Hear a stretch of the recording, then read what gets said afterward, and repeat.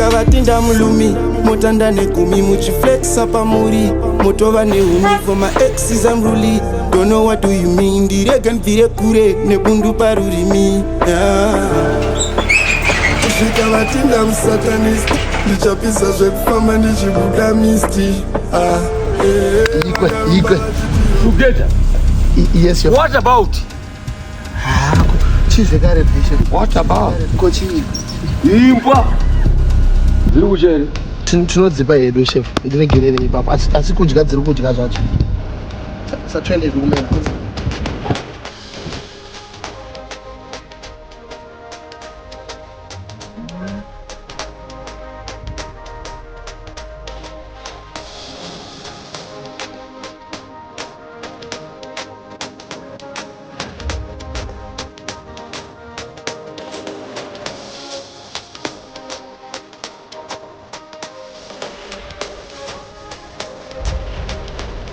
Open the door.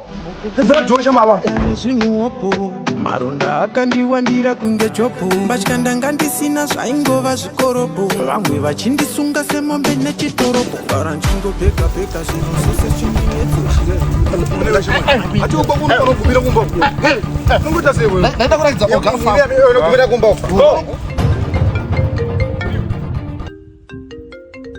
Guys, leave him alone.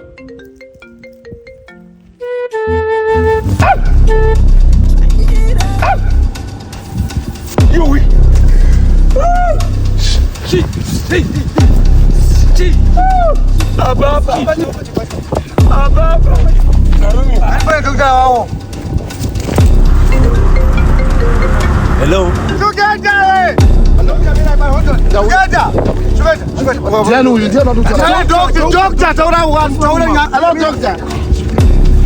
hello doctor.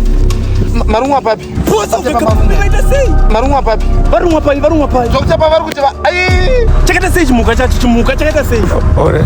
you need to suck the poison zvinotoda muromo otherwise ndosvika ipapo vafa doctor pavari kuti varumwa ndandikwanisa kupa svete ndandikwanisi. that's the only way cause ini ndatobva kusurgery nendasvika ipapo vanenge vafa just suck bro Aiwa anga vafe zvavo. Over 1,000. Aiwa haina ndisvete It was 500,000 naira. kusveta apa kusveta ipoison. Out of 8,800 naira. Aiwa kumagariro aiwa shopani 8,000 aiwa ndingaita zveta million naira. indakutora izvi Get it?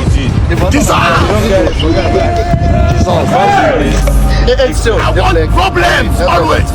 Ndabvisa ruoko rwako pamotikari yangu bani.